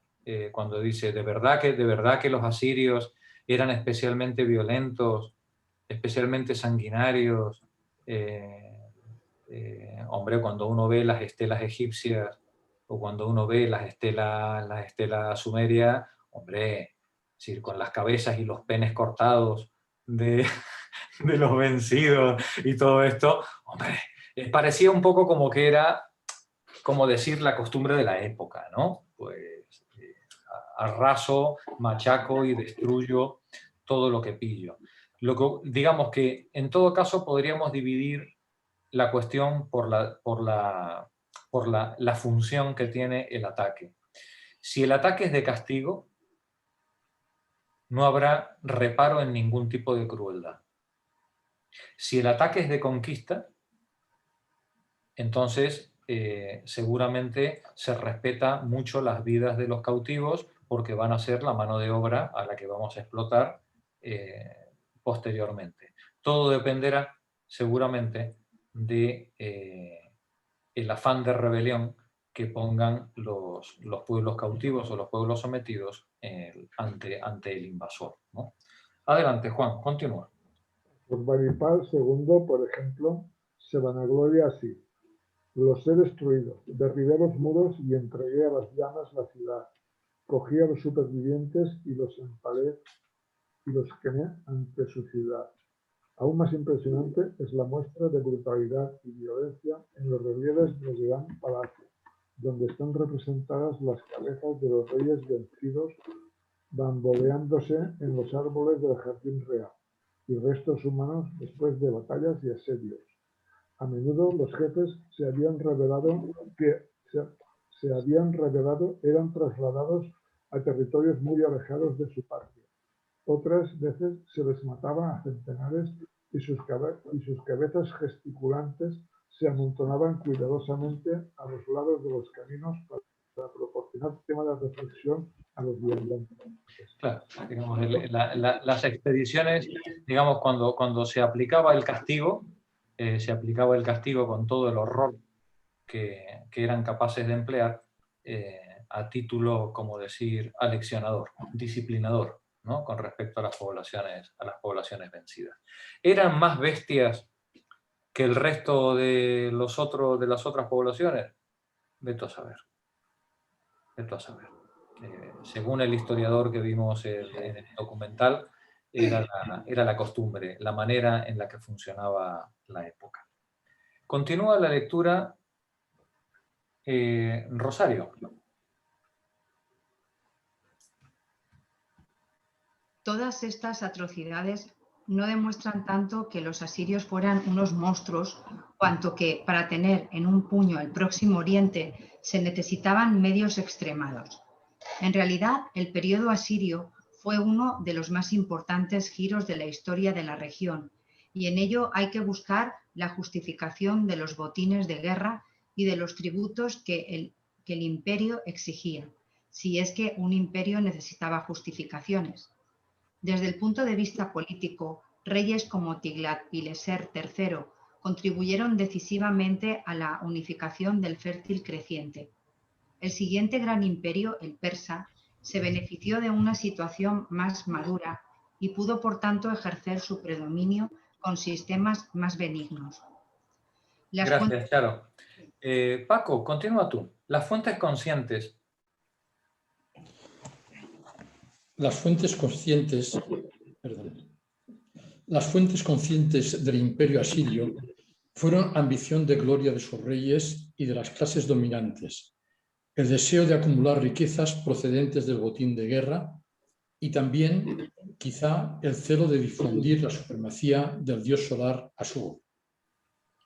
Pero en todo ello había otro impulso inconsciente, el bienestar económico y cultural. Es decir, en términos, en palabras de Marx, diríamos que las razones económicas, el modo de producción condiciona la superestructura ideológica. diría Marx. Sí, digamos, la gloria de Assur estaba muy bien, pero el objetivo de la conquista era quedarnos con los bienes de los vencidos, ¿no? Adelante.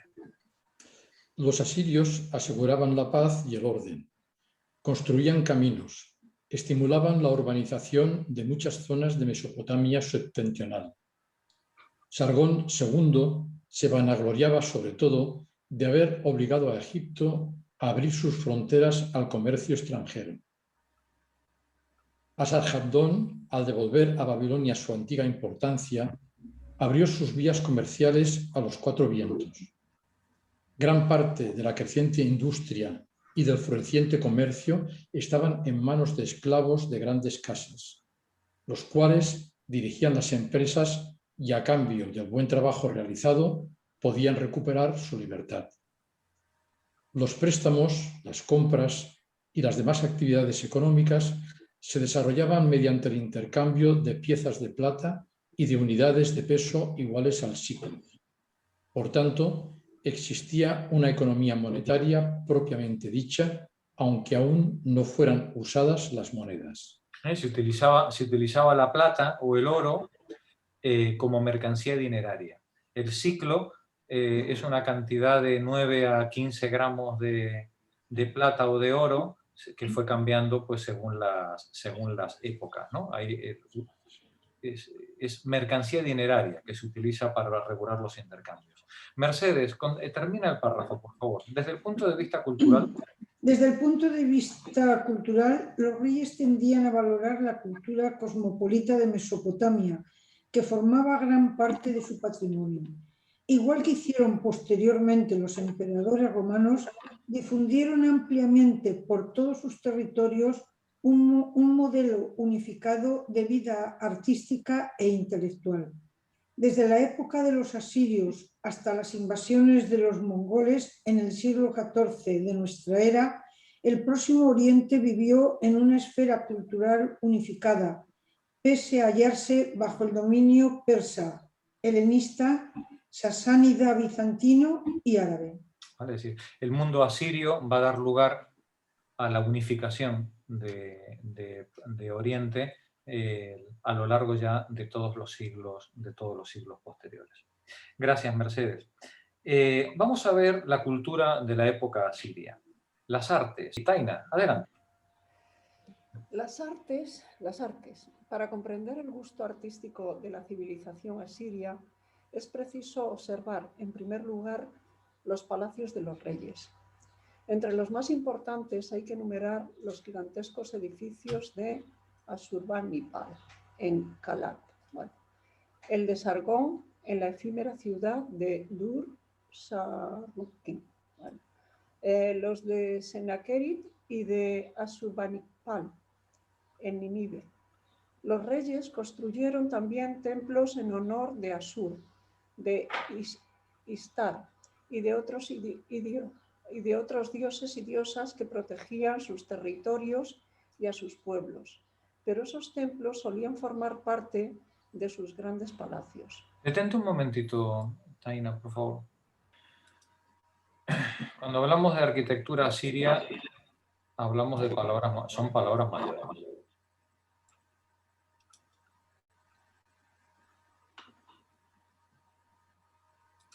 En este caso tenemos la muralla de Nínive.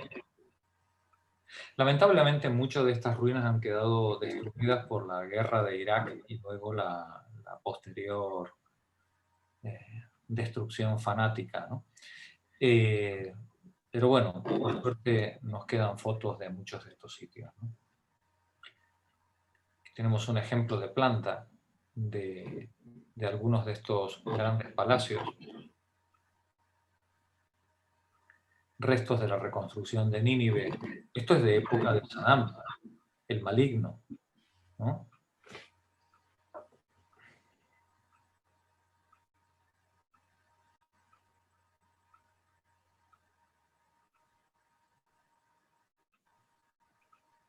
Tenemos Babilonia. una recreación de cómo debía ser la biblioteca de Asurbanipal. Otra recreación de cómo debía ser Nínive.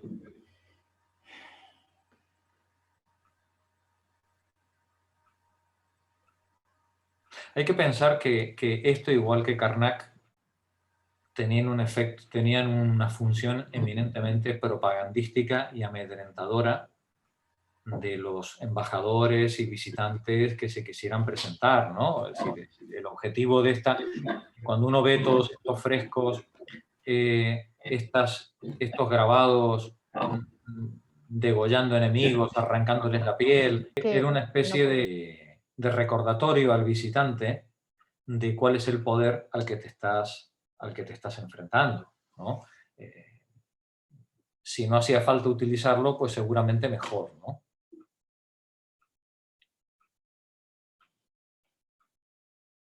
Vamos aquí. El palacio de Nimrud.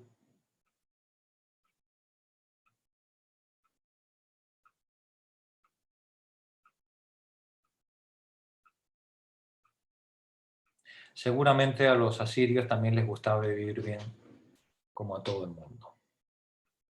Y si podían vivir bien a costa de los demás, pues mucho mejor que mejor. ¿Te parece que evolucionó el hombre desde esa época? Las torturas siguen y las guerras y todo lo demás, ¿no? Sí, no parece que seamos muy diferentes, ¿verdad? No parece, no. Es de terror. Sí.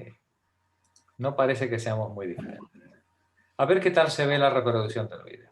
De Cristo, Sargón II se hizo con el trono asirio, mandó edificar una nueva capital, Dur-Sarruquín, fortaleza de Sargón, a 15 kilómetros al norte de la antigua capital, Nínive. Según sus propios grabados, Sargón II construyó la ciudad a los pies del monte Musri, más allá de Nínive, con la ayuda de esclavos capturados y con sus propias manos. Dedicó día y noche a proyectar la ciudad para hacerla habitable, para construir sus grandes santuarios, las sedes de los grandes dioses y los palacios de su real residencia. El monumento principal en Dur-Sarruquín no era el templo, sino el palacio. El monarca era el gran dominador de pueblos y caudillo de expediciones guerreras, y para su goce y señal de omnipotencia se levanta el palacio, símbolo de su poder. El mejor conocido de todos los palacios es el de Dur-Sarruquín.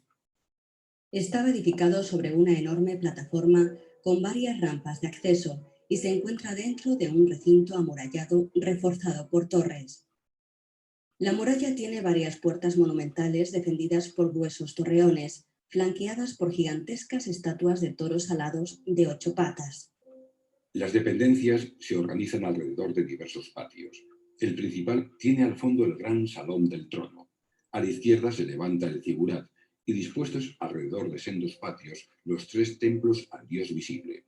En el lado opuesto, y teniendo también como eje un gran patio, se encontrarían las dependencias administrativas y las habitaciones de la servidumbre. Sobre la meseta, separado del palacio, se levanta el Gilani, pequeño templete con columnas de influencia hitita. Los relieves que decoran el palacio hacen referencia a la vida del rey Sargón, destacando las parejas de toros antropocéfalos alados. ¿Veis que en cierta medida la arquitectura asiria es un popurrí?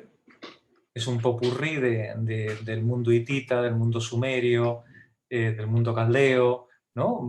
Van recogiendo, pero tiene una enorme, pero al mismo tiempo presenta una enorme originalidad con respecto a todas ellas. Sales, adelante.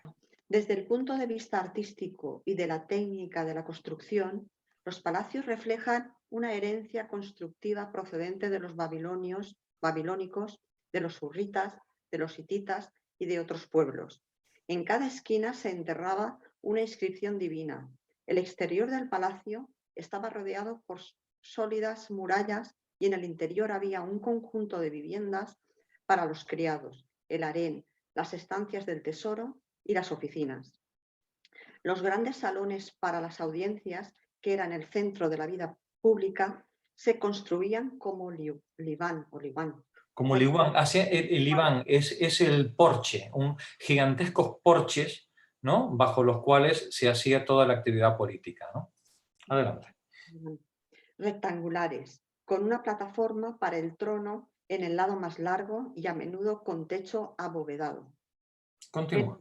En los palacios de menor importancia, los corredores y las grandes salas estaban adornados con frescos pintados de acuerdo con una tradición que se remontaba al segundo milenio, pero en los grandes palacios se esculpían kilómetros enteros de relieves en piedra sobre ortostatos de alabastro de unos 2 metros de alto. Ortostato, bloques de piedra gigantescos, ¿no? De alabastro. Adelante.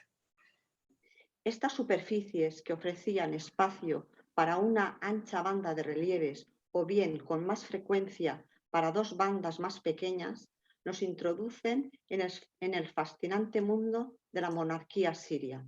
Por todas partes el rey es el centro constante de la atención. El carácter divino del reino está indicado a veces por la presencia de dioses alados o bien de otros dioses o por el disco solar alado en el que Asur domina la cabeza de su representante terrenal. A veces el rey come en bellísimos jardines en medio de árboles cargados de fruta. En otros lugares, los portadores de tributos le entregan las riquezas de su reino. En las escenas de caza, tensa el infalible arco desde su gran carro. A menudo conduce a los soldados a la guerra. La lenta crónica de la inevitable victoria quizás sea monótona, pero resulta muy sugestiva. Gracias. Detente un momentito y ya con esto os dejo el gustillo para el fin de semana de las imágenes de estas maravillosas escenas de cacería. Bueno, lamentablemente la mayor parte de todo este material está esturreado por los grandes museos del mundo, ¿no? Es difícil poder verlo todo, ¿no? Este en concreto no sé, está en el British, efectivamente. Este forma parte de las estelas del British. Nos dice el autor en el texto: en los palacios de menor importancia, los corredores y las grandes salas estaban adornadas con frescos pintados de acuerdo con una tradición que se remontaba al segundo milenio.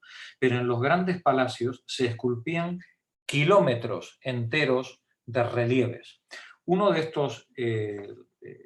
de estos magníficos ejemplos de relieves kilométricos es la escena de la cacería del león del Palacio de Nínive, que trataremos de echar un vistazo rápido y volvemos a mirar en detalle el viernes que viene. Aquí se describe pues, una enorme cacería en forma de viñeta, ¿no? Funciona como los egipcios y como los sumerios, van haciendo en forma de viñetas, narrando la escena. Aquí arriba, luego veremos el detalle, tenéis al león. ¿Veis que sale de una jaula? Esto es como se lo ponían a Franco, ¿vale? Al rey de Asirio se lo hacían igual, ¿no? Si le llevaban el león metido en una jaula y se lo soltaban por ahí, probablemente ya atontado al pobre león, ¿no? Para que el rey pues lo matara, ¿no? Aquí tenemos la escena. Esta escena es fantástica. Es de una enorme belleza estética, ¿no? Aquí tenemos al asirio lanceando al león en plena carrera con el caballo.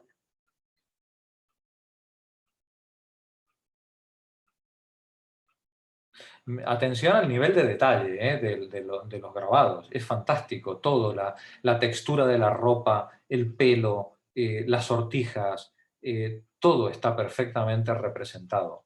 Las uñas. Esta escena de aquí arriba es tremenda. Supongo que no hay más leones ahora, ¿no? No. Y seguramente en la época tampoco. cuando se lo llevaban en jaula al león, seguramente sería como, pues eso, pues estarían más domesticados estos leones que otra cosa.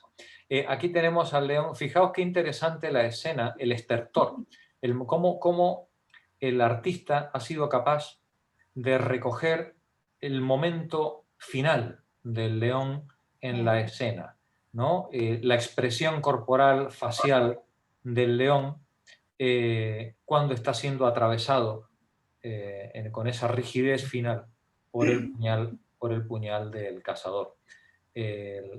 Y sobre todo llama la atención una cosa. El rey no lleva protección en el brazo izquierdo.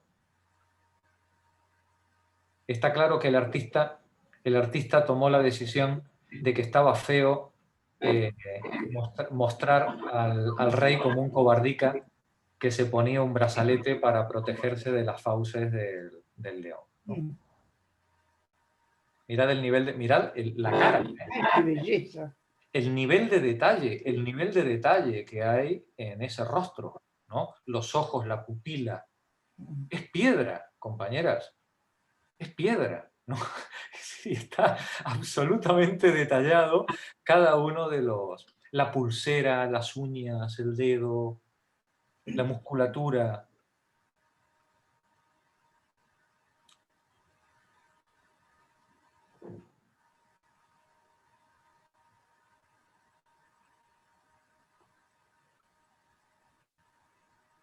Mirad la expresión del león.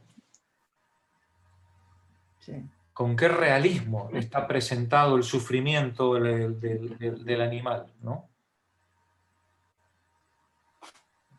Aquí tenemos al pobre león saliendo de la jaula con el guardador del circo arriba abriéndole la compuerta, ¿no? Muy grande el león, ¿no? En comparación al guardador. Sí, o el guardador es muy chico. Me parece que está todo un poco sobredimensionado para honra del rey, ¿sabes? Más que un león parece un elefante, ¿no? El bicho, sí. Fijaos qué belleza, qué nivel de detalle en el sobrerrelieve, ¿no? Se enrollaban la barba, ¿qué hacían? Y serían todo tipo de... menudos piojos habría ahí, ¿no? En esa... Mirad qué belleza la expresión del caballo, ¿no? Los ojos, la mirada del caballo, el caballo con miedo, yendo al enfrentamiento. Este es un eunuco, es una ampliación del eunuco que está detrás del rey.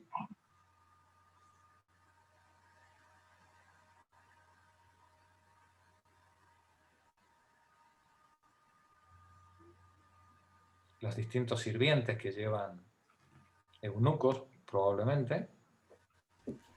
Mirad el momento de la muerte del león. La expresividad que hay.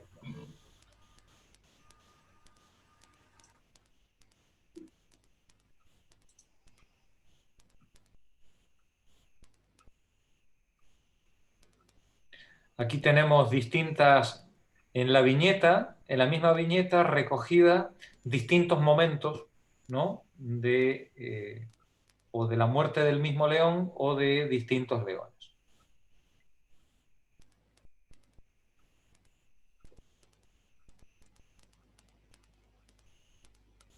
El rabo, el detalle hasta en el rabo, ¿no?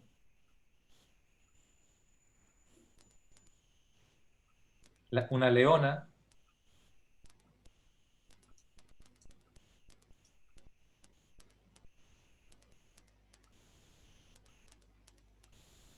sufriendo su último momento.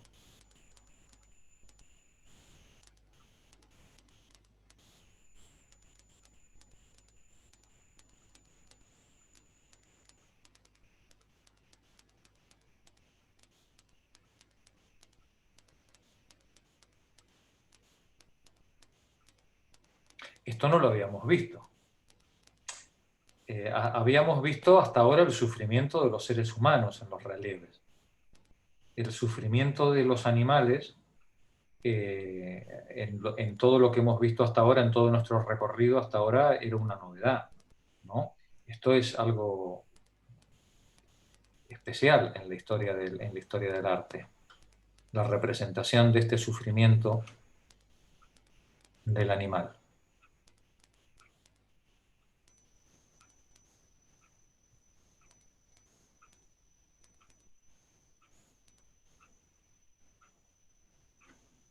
Mirad qué cruel esta escena. Parece nuestras corridas de toros, ¿no? Con el pobre animal soltando la última bocanada antes de morir. Sí, en resumidas, no evolucionamos.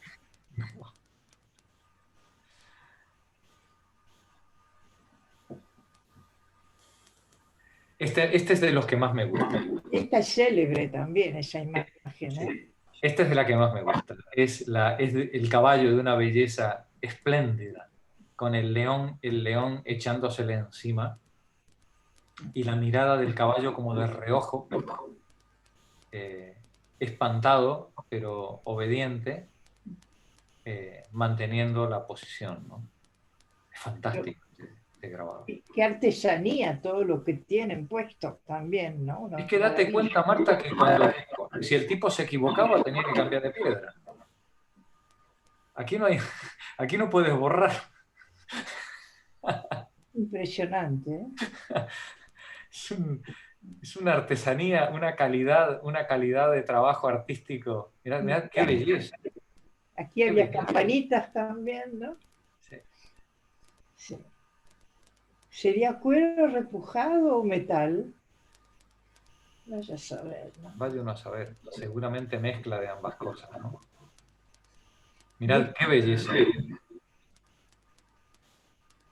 Mira, todas campanitas ahí para que hagan. Estos caballitos podrían ir a la feria en abril, ¿eh? O al Rocío. Muy bien. Espero que os haya abierto el paladar